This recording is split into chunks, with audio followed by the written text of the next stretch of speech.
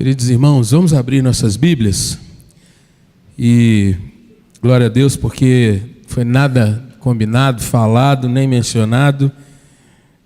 Josué, capítulo de número 24, texto que nosso irmão Ideraldo nos trouxe na abertura dessa noite. Josué, capítulo de número 24.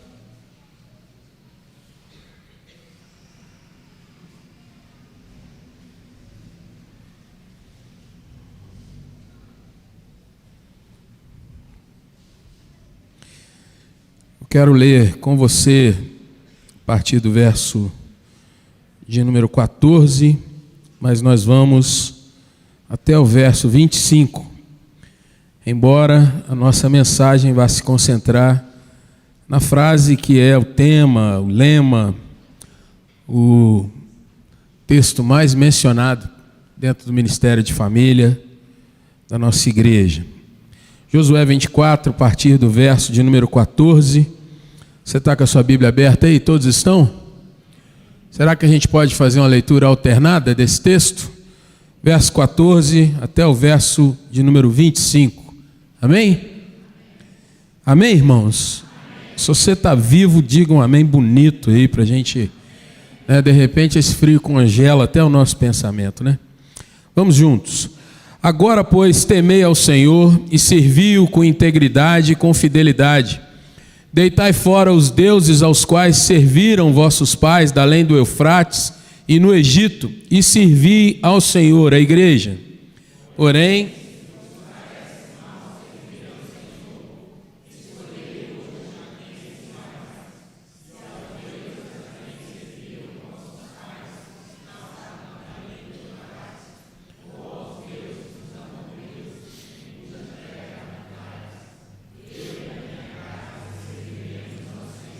então respondeu o povo e disse: longe de nós o abandonarmos o Senhor para servirmos a outros deuses.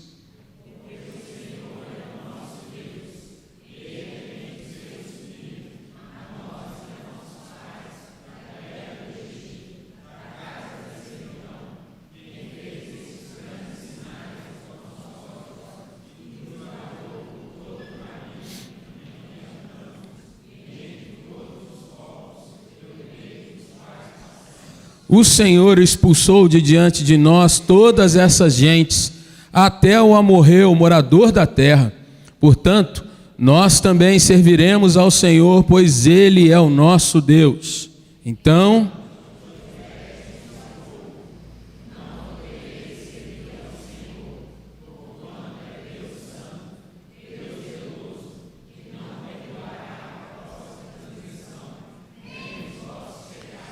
se deixardes o Senhor e servirdes a deuses estranhos, então se voltará e vos fará mal, e vos consumirá, depois de vos ter feito bem.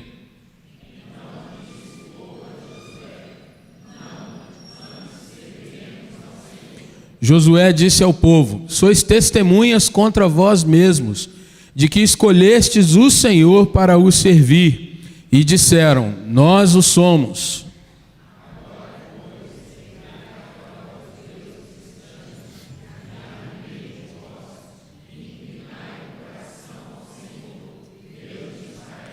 Disse o povo a Josué: ao Senhor nosso Deus serviremos e obedeceremos à sua voz.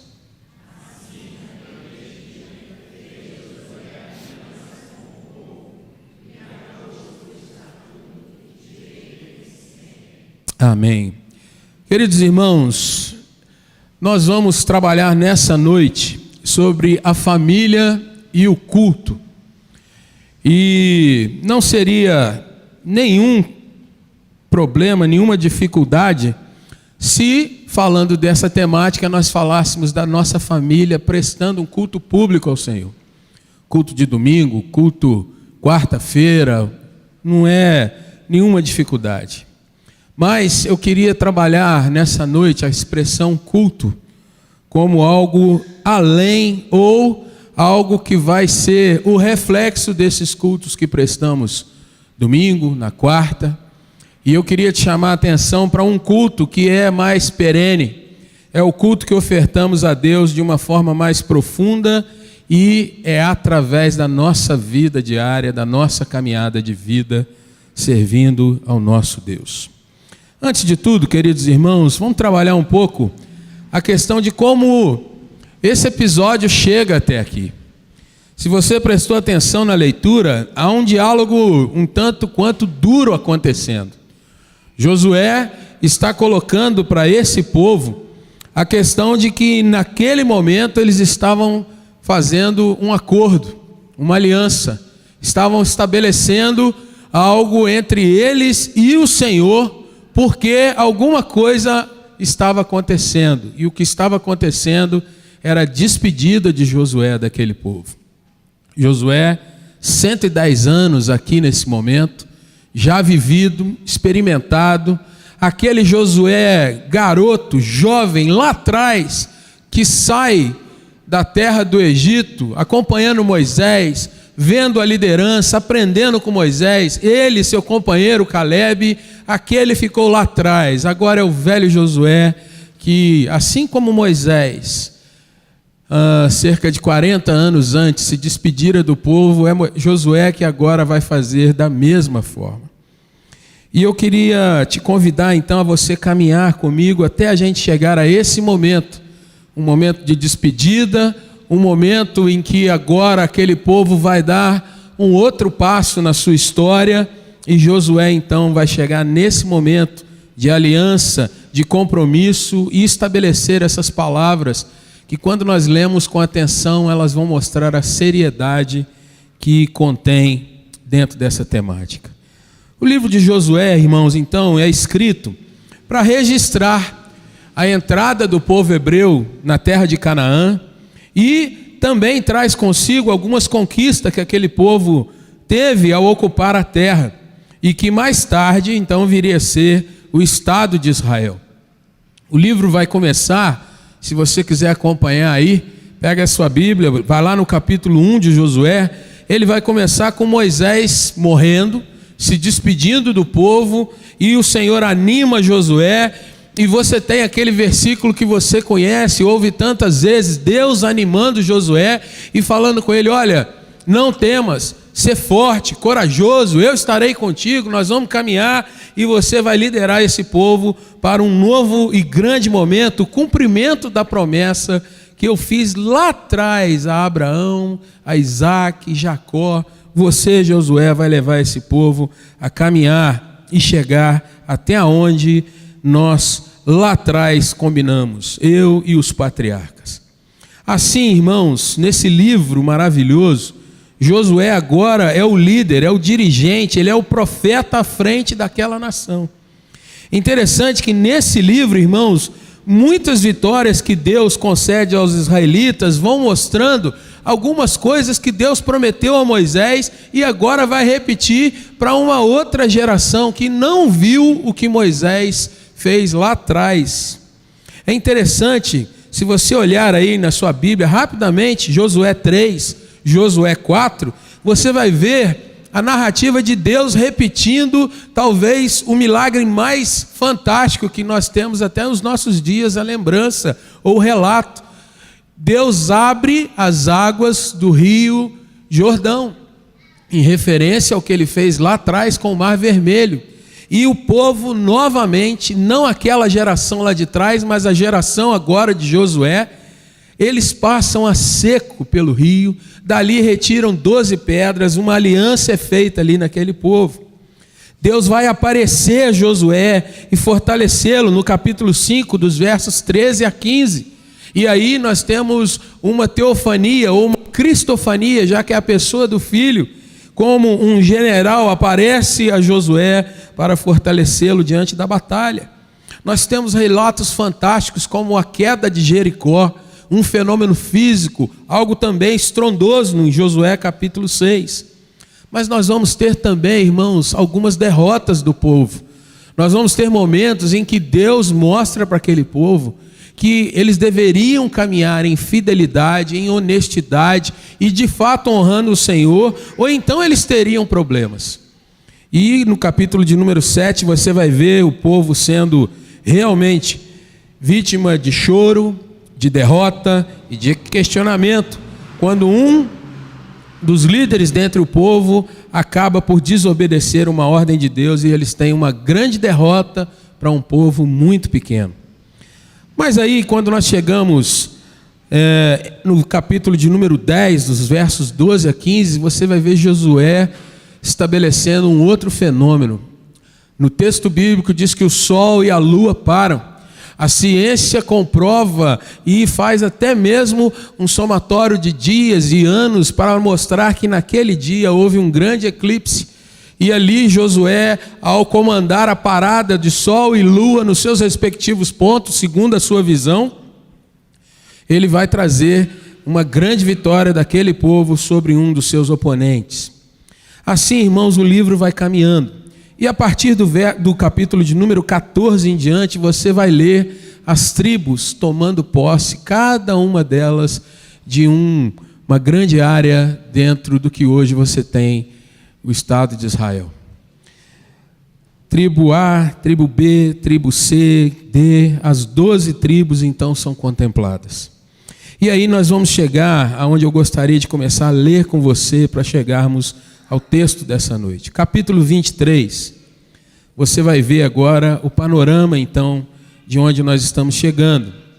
Capítulo 23 de Josué, a partir do verso 1, você lê assim: passou muito tempo, depois que o Senhor dera repouso a Israel de todos os seus inimigos em redor.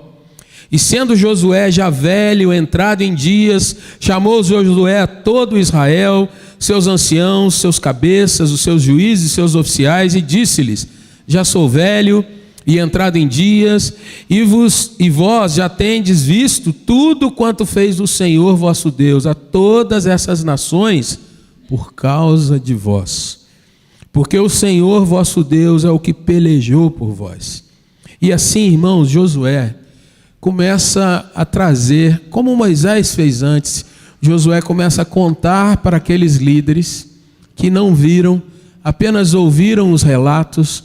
Ele começa a contar o que Deus fez ao longo dos anos, e ele vai dando então instruções, lembranças para o coração daqueles homens. Se você observar, no verso de número 8 do capítulo 23, Josué diz assim: se apeguem com Deus, se apeguem com o Senhor.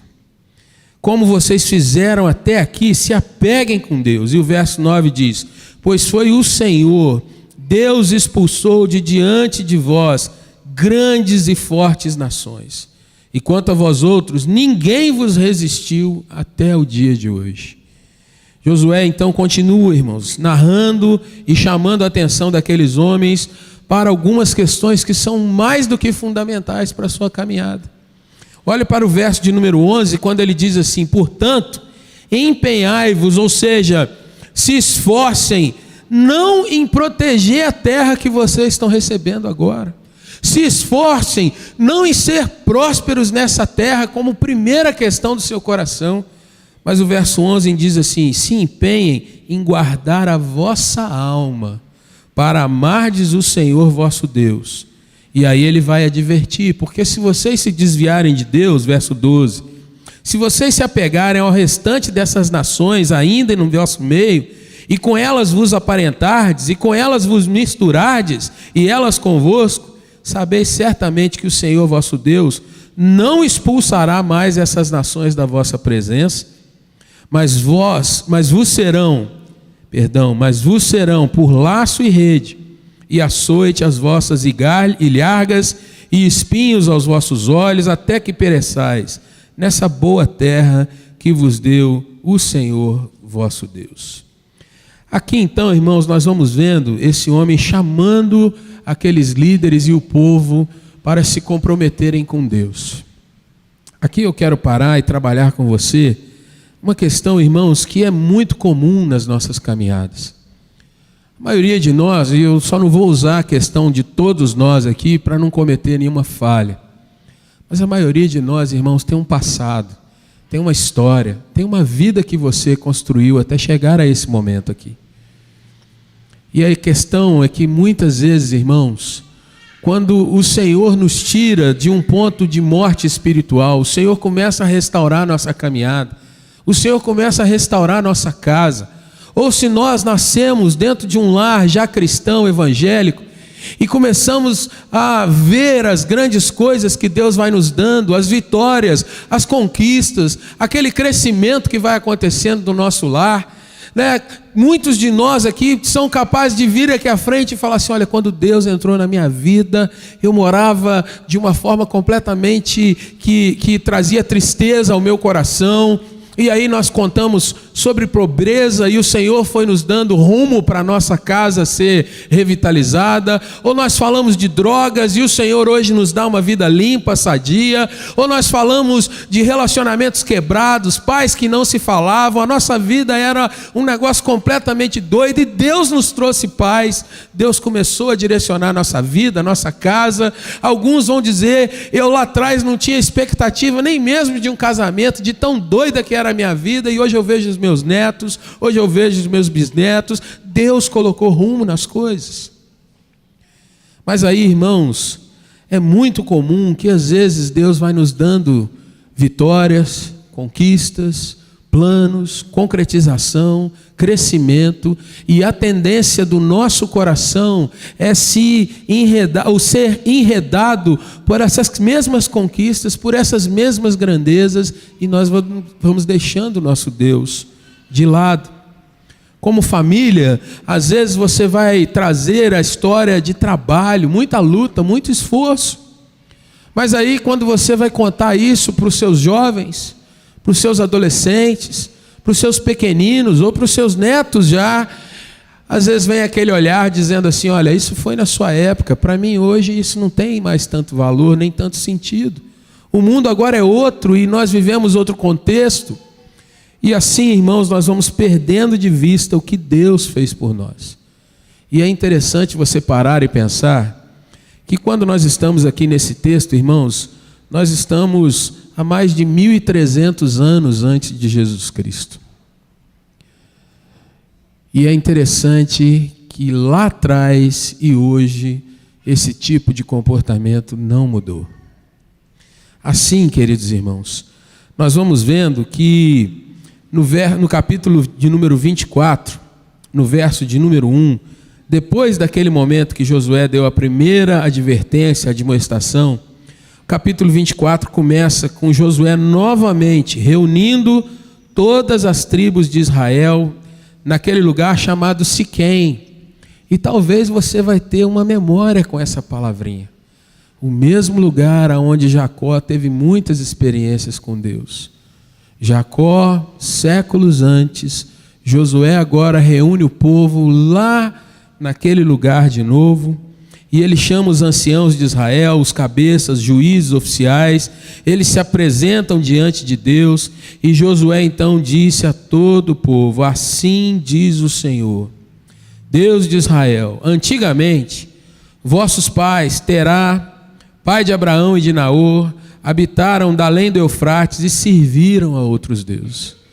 Talvez Josué estivesse falando com a minha família, a sua. Olha, houve um tempo que vocês não conheciam o Senhor, a sua casa não conhecia o Senhor. E aí ele diz, verso 3: eu, porém, tomei Abraão, vosso pai, da além do rio, e o fiz correr toda a terra de Canaã. Também lhe multipliquei a descendência, lhe dei Isaque. A Isaque dei Jacó a Esaú, e a Esaú dei em possessão as montanhas de Seir. Porém Jacó e seus filhos desceram para o Egito. E aí ele conta mais uma última vez a caminhada daquela nação, quando ainda não era nação, mas cerca de 66 pessoas que descem com Jacó para o Egito e ali formam uma grande nação que quando saem mais de 2 milhões de homens, fora suas mulheres, crianças, gado, joias, bens, tudo aquilo que eles receberam depois da última praga lançada sobre o Egito. Assim, irmãos, o verso 14, Josué vai dizer assim: agora, pois, temei ao Senhor e servi-o com integridade e com fidelidade. Joguem fora os deuses os que vocês serviram lá no Egito, lá da além do Eufrates, e sirvam ao Senhor. Mas aí ele diz: porém, se vos parece mal, se não é bom servir a Deus, se esse Deus não é aquele que vocês têm no coração como seus pais tiveram, se esse Deus de repente é muito exigente, muito rígido, é muito duro, se vocês então entendem que não devem servi-lo, escolham. E aí ele diz: se vocês vão servir àqueles deuses a quem serviram seus pais, da além do Eufrates, ou os deuses dos amorreus, os deuses que estão nessa terra que vocês estão tomando posse agora. E aquele povo então diz: não, nós vamos servir ao Senhor, vamos andar com Deus, Ele será o nosso Deus de fato. E Josué lhes aperta: olha, vocês não vão poder servir esse Deus porque Ele é santo, Ele é zeloso. Vocês precisam ter muito cuidado naquilo que vocês afirmam. E o povo repete, como a multidão diante do julgamento de Cristo diz: olha, é nossa responsabilidade, nós vamos de fato cumprir aquilo que estamos dizendo aqui. E assim, queridos irmãos, eu gostaria então, frisando na frase que Josué diz: eu e a minha casa serviremos ao Senhor, eu gostaria de meditar com você em pelo menos 3 questões a respeito do que nós podemos trazer à nossa memória nessa noite. Não quero ensinar, não quero trazer nada de novo, eu tenho certeza que você já sabe disso, mas eu gostaria de relembrar aos nossos corações algumas questões. A pergunta é: como a nossa família, querido irmão, a minha família e a sua família, como nós entendemos o servir ao Senhor?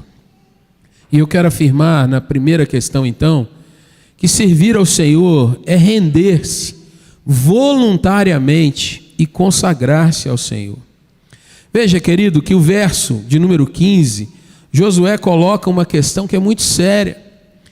Ele mostra para nós, irmãos, que não há uma questão de neutralidade.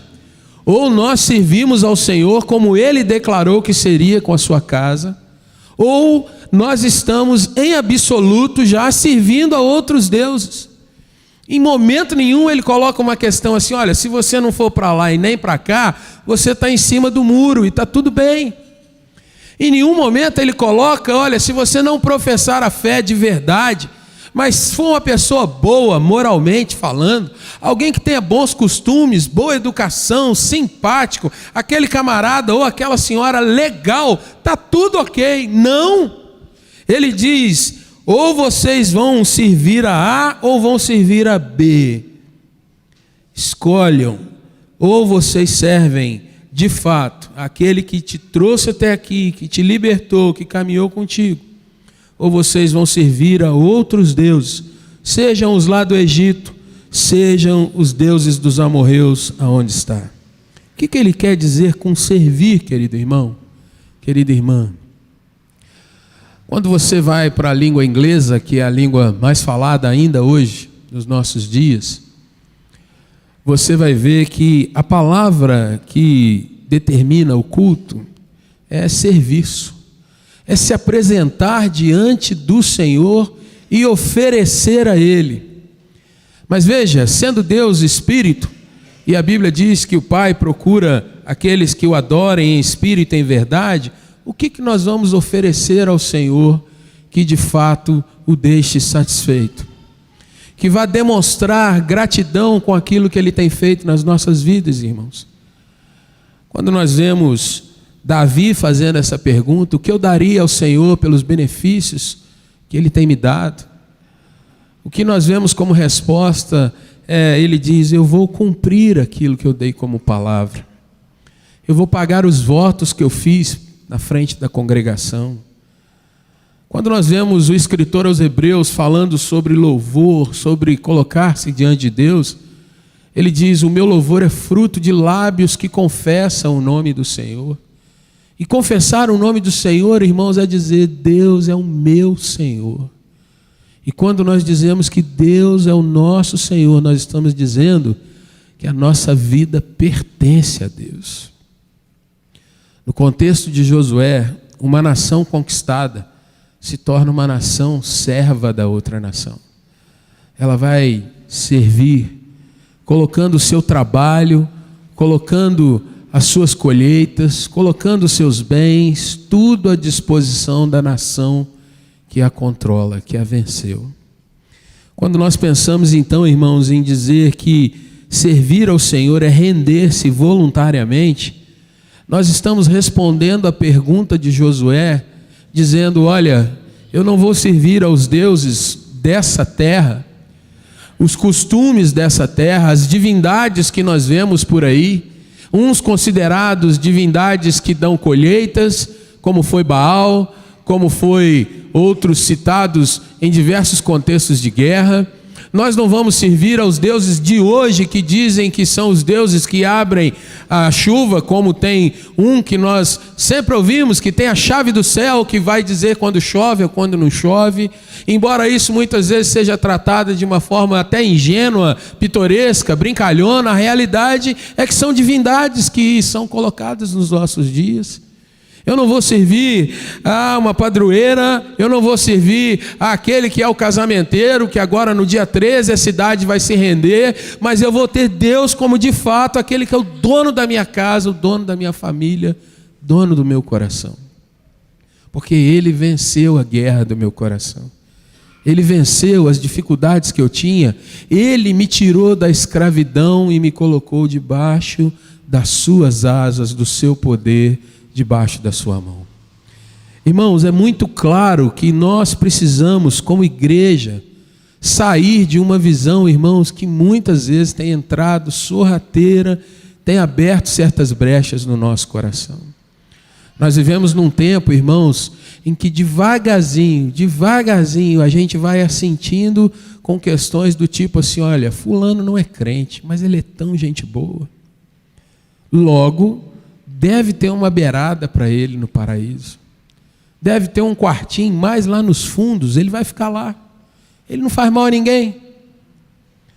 Nós estamos vivendo um tempo, irmãos, em que a gente vai comungando dos costumes do mundo, dos prazeres do mundo e dizendo: olha que mal tem, não estou fazendo mal para ninguém.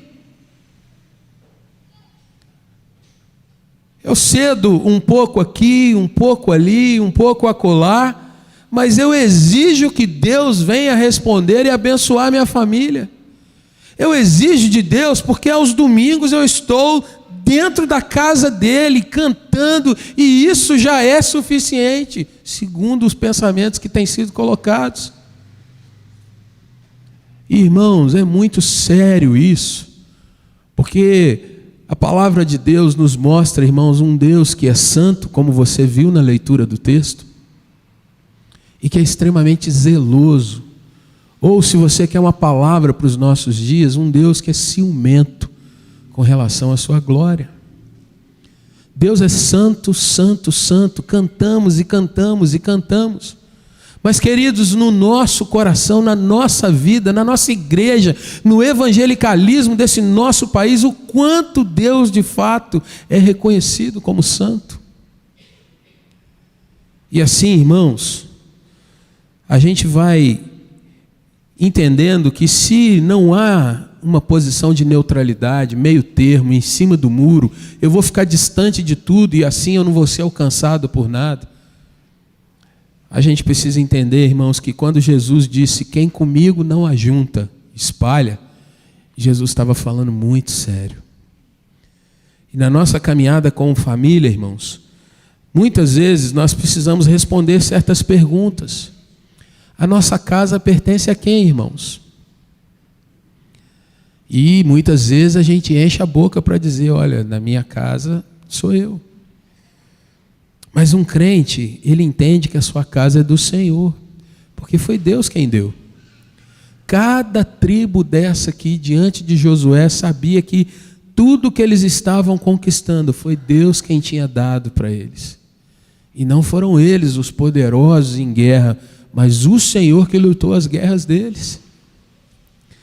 Mais ainda, queridos irmãos, quando nós pensamos, o Senhor pode nos dar tantas bênçãos, e eu tenho certeza que você tem uma bela de uma TV na sua casa, você tem computador, você tem uma boa comida, você, como um juiz forano padrão, gosta de tomar um bom café, um pão de queijo.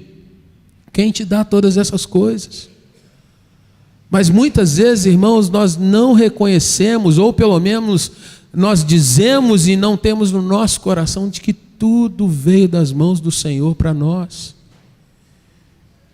E aí, irmãos, quando vem essa questão de servir ao Senhor, de cultuar ao Senhor, nós precisamos entender, irmãos, que nós precisamos, dia a dia, ter o Senhor dentro do nosso lar como motivo de gratidão, de louvor e de adoração.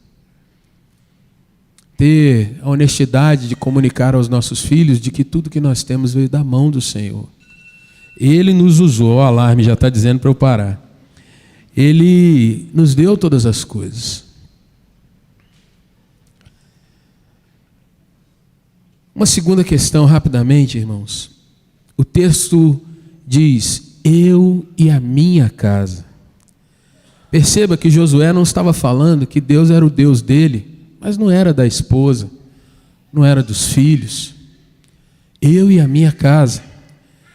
E isso, irmãos, me comunica que é um exercício, uma continuidade de que eu incentive a minha esposa, os meus filhos, de que eu, como esposa, incentive ao meu marido, de que eu, como filho, incentive aos meus pais, de que eu, como pai, avô, tio, seja o que for, eu possa comunicar diuturnamente dentro da minha casa um incentivo a que eles busquem santidade no seu convívio com Deus também. Irmãos, dentro dos nossos lares, nos dias de hoje, como é complexo a gente poder falar do amor de Deus para os nossos familiares. Uma conversa na mesa. E olha, irmãos, que nós falamos sobre tantas coisas. Nós falamos sobre política, em alguns lares isso ficou proibido, mas normalmente a gente fala. Nós falamos sobre futebol, nós falamos sobre a roupa, se isso é aquilo, se compramos, se vendemos, para onde vamos passar as férias, tantos assuntos. E nós precisamos ser lembrados, irmãos, que nas nossas conversas, a gente precisa ser aquele que fortalece o outro dentro de casa, a que ele olhe e perceba, para que ele olhe e raciocine, para que ele, olhando para a vida, ele seja lembrado que dentro do seu lar está o Senhor, e nesse lar nós servimos ao Senhor. Eu quero te dizer que esse é um grande desafio, queridos, porque dentro do lar é o lugar onde a gente sempre traz no coração. O pessoal já sabem que eu sou crente, joia. Já sabem onde eu vou os domingos, joia também. Mas será que eles ouvem de nós um chamado, um incentivo? Vamos orar por isso juntos? Vamos colocar isso diante de Deus juntos? Eu e a minha casa. Não sou só eu, Josué. Não é só o meu ofício como líder desse povo grandão que está saindo e entrando agora num lugar prometido por Deus. Mas eu e a minha casa juntos vamos compor um lugar, vamos compor um sistema, vamos compor de fato uma morada para o Senhor dentro da nossa caminhada. Esse é um desafio que nós carregamos nesses nossos dias. Esses são dias em que pais e filhos não têm conversado muito mais, porque as gerações estão tão díspares que a gente não se encontra. Essa música que você escuta, o seu filho diz: pai, isso não rola mais, não dá tempo, o mundo é outro. As pesquisas que você fazia na sua Barça antiga, hoje o seu filho dá um Google e está tudo lá, pelo menos pretensamente. E assim, irmãos, nesse distanciamento, a gente vai perdendo o incentivo à santidade do lar. A gente vai perdendo o exercício de cooperar com a nossa fé dentro da nossa caminhada. E veja, eu não quero dizer que você não ajuda ou que você não é ajudado pelo seu filho. Não é isso. Mas eu estou falando de estar e servir na presença de Deus juntos. E o último ponto que eu quero colocar para você, como eu disse, você sabe, você conhece, eu só gostaria de trazer lembrança. A decisão, eu e minha casa serviremos ao Senhor, ela não é uma decisão estática, irmãos. Ela é uma decisão que é contínua na nossa caminhada. E esse é talvez o ponto em que mais a gente tropeça, mais a gente vacila, mais a gente facilita. Gostaria de te pedir para olhar para o seu texto, verso 15. Por que nós estamos dizendo que é uma decisão contínua? O início do verso 15, Josué coloca para aquele grupo: olha, se vocês não estão satisfeitos, ou se vocês não concordam, se para vocês parece mal servir ao Senhor, escolham hoje a quem sirvais. E todo dia é hoje. Todo dia é dia de escolha. Irmãos, servir a Deus nos nossos tempos, muitas vezes a pessoa diz assim: não, um dia eu recebi Jesus. Mas e hoje? Onde Jesus está na sua vida? Nos seus estudos hoje, onde está Jesus? No seu trabalho hoje, onde está Jesus? Essa pode ser uma palavra intempestiva. E veja, a próxima geração pode não ter a mesma visão. Vamos para um último texto.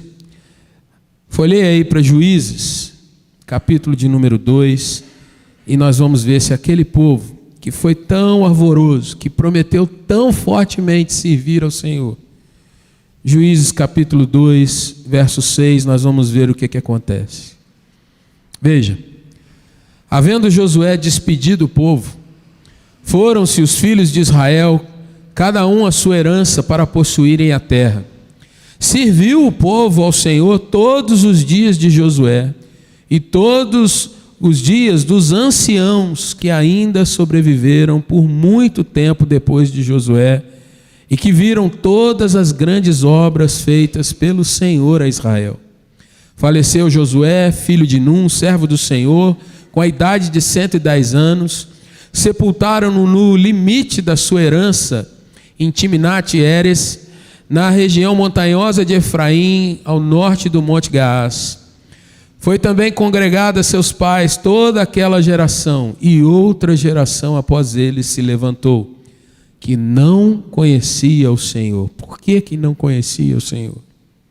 Nem tampouco as obras que fizera Israel. Por que essa geração não conhecia, irmãos? Porque eles não mais ouviram falar. Porque as pessoas não compartilharam mais da grandeza de Deus. Porque as pessoas se ocuparam em arar a terra, em arrancar fruto, em fazer produzir, se multiplicar, mas não se lembraram mais de Deus. Porque elas trabalhavam de 7 até as 8, 9 da noite, faziam plantão. Talvez elas pensassem: se eu não garantir o futuro da minha casa, quem vai garantir? Porque elas talvez estivessem preocupadas com o gado, e era muito trabalho, e não dava mais tempo para estarem em casa falando do Deus que fez aquilo tudo chegar onde chegou. Porque talvez, irmãos, os jovens já estavam pensando que eles deveriam ter as suas terras para conquistar para a sua próxima vítima, a sua próxima família, aquele outro que eles iriam vencer, porque ainda havia povo para ser expulso da terra. Mas veja o verso 11 então, que é trágico e fora colocado como acontece. Então fizeram os filhos de Israel o que era mal perante o Senhor, pois serviram a Baalins, deixaram o Senhor, Deus de seus pais, que os tirara da terra do Egito, e foram-se após outros deuses, dentre os deuses das gentes que havia ao redor deles, e os adoraram e provocaram o Senhor a ira. Porquanto deixaram o Senhor e serviram a Baal e a Astarote, pelo que a ira do Senhor se acendeu contra Israel, e os deu na mão dos seus espoliadores, que os pilharam, e os entregou na mão de seus inimigos ao redor, e não mais puderam resistir a eles. Irmãos, a partir daqui, a questão de ter um líder, um profeta, ela é encerrada, e assim a nação do Senhor vai ser julgada por juízes. Pelo menos 12 juízes são mencionados nesse livro. Alguns libertaram o povo de filisteus, outro de amorreus.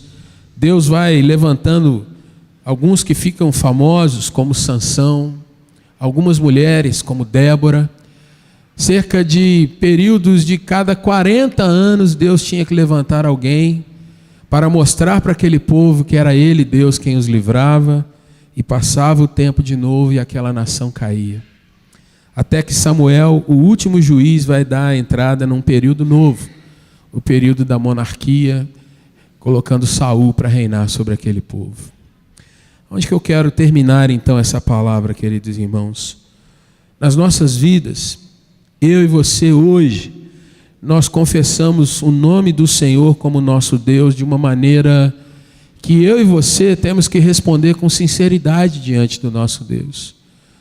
O nosso serviço, o nosso culto diário, a nossa vida diante do Senhor, ela de fato é genuína ou ela está apenas num lugar dentro do nosso coração em que talvez, se Deus realmente nos sondar, Ele vai dizer para nós: olha, vocês têm sido crentes nominais, vocês têm sido cristãos nominais. Vocês confessam com a boca, mas o coração está distante. Eu creio, querido irmão, querida irmã, que você que está aqui, diante do frio, diante da dificuldade de estar numa quinta noite na igreja, depois de um dia de trabalho, eu fico muito tranquilo, porque eu creio que a maioria de nós aqui, irmãos, veio porque crê no poder do nosso Deus. Veio porque ama o Senhor e quer de fato ser bênção para o seu lar. Mas eu queria te convidar, irmão, irmã, a você, nesse tempo, a se propor a orar, interceder ao Senhor, para que como igreja, nós possamos ser uma igreja que marca essa geração, não apenas com palavras, mas servindo ao nosso Deus com o nosso melhor. Servindo ao nosso Deus, irmãos, de uma maneira voluntária, consagrada. Deus é o dono da minha caminhada. Deus é o Senhor da minha história. Servindo ao Senhor, irmãos, num exercício contínuo de levar os meus familiares a andar com Jesus, a reconhecer em Jesus o senhorio dele na nossa casa, a servir, irmãos, continuamente, a cada dia se lembrando do Senhor. Quero fechar essa palavra com uma afirmação que o apóstolo Paulo, quando expondo o evangelho para os romanos, ele tem uma frase que marca e de fato mostra o quanto ele era zeloso com essa questão. Paulo, escrevendo aos romanos, ele disse assim: olha, se vivemos, é para o Senhor que nós vivemos. Ele é o nosso Deus. Mas ele continua: se morremos, é para o Senhor que nós morremos. Quer pois vivamos ou morramos, nós somos do Senhor. O que Paulo estava dizendo, irmãos? A minha vida, estando eu no meu melhor, mais saudável, no ápice das minhas forças, eu sou do Senhor. Mas se eu vier a perder a minha vida, ou se Deus me propuser um tempo de adversidade, de enfermidade, se o Senhor cismar de me levar, e cismar é uma palavra ruim, mas se Deus resolver me levar, eu também vou para o Senhor. Porque um dia Ele me fez chegar até aqui, me construiu a minha caminhada. Eu sou do Senhor. Então, se eu vivo, eu sou do Senhor. Se eu morro, eu sou do Senhor. Porque a minha vida não me pertence mais. E Paulo vai dizer depois: porque o viver é Cristo e o morrer é o que, irmãos? Como é que é lucro na morte? Como é que tem lucro? Tem lucro porque a gente pertence ao Senhor. E lá no céu não tem dor, não tem lágrima, não tem mais tristeza, porque o Senhor de fato agora se revela completamente aos seus. E eu queria te convidar a orar nessa noite, pensando nisso. O que eu preguei aqui, irmãos, é para lembrar ao nosso coração o quanto nós precisamos ser desapegados desse mundo. Quanto a gente precisa soltar algumas coisas que o mundo está dizendo para nós que são importantes, mas que a gente precisa dizer, não, o importante de fato é eu e a minha casa servirmos ao Senhor. O importante como pai é que um dia meus filhos confessem Jesus como Senhor e vivam para Ele. O importante como mãe é que o meu esposo, meus filhos confessem Jesus e vivam para Ele, sirvam a Ele, cultuem a Ele todos os dias. O importante como avô, como avó, é que eu deixe um testemunho, um legado de fé para as gerações que virão. Queria te convidar a baixar sua fronte e nós orarmos por isso. Uma noite fria como essa, que o Senhor aqueça o teu coração. Tem muita gente correndo atrás do vento. Alguns dias atrás, irmãos, enquanto você está orando, alguns dias atrás, visitando uma pessoa, eu falei, e fulano? Ela disse assim, está trabalhando demais, não tem tempo para vir me ver. E como eu conheço, eu sei que se trata de alguém muito bem sucedido. Falei, que coisa difícil. Se envolveu tanto com o trabalho. E hoje tem o suficiente para parar a hora que quiser. Mas não tem tempo mais para olhar para sua casa, para os seus. Talvez um dia vai se lembrar de que poderia ter parado um pouco mais cedo para ir dar um abraço nos de casa. Talvez um dia vai se lembrar de que o tempo passou e como não volta, não dá mais para ir lá pedir perdão.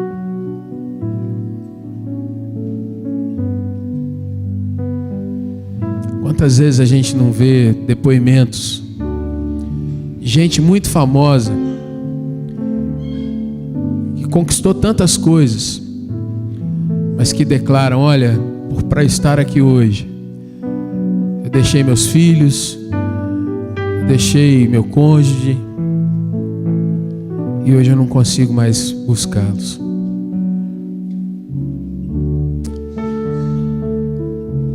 Escolhei hoje a quem vocês vão servir, mas eu e a minha casa serviremos ao Senhor. Queria te convidar a orar pelos seus de casa. A pergunta é um tanto retórica, mas aonde eles estão agora?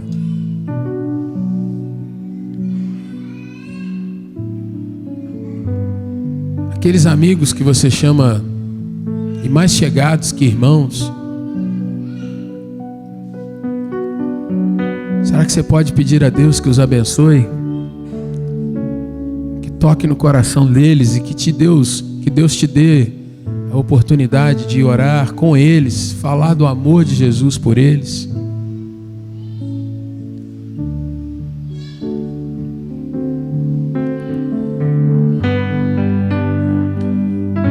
Talvez você esteja buscando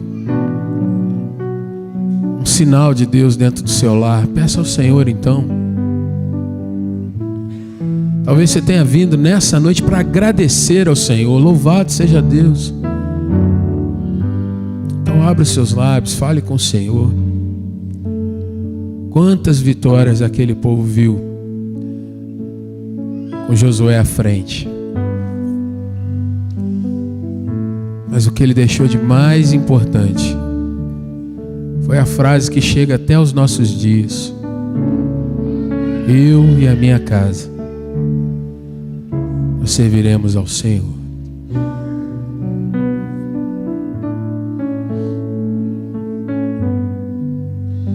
Nosso Deus e Pai, bendito seja o Senhor.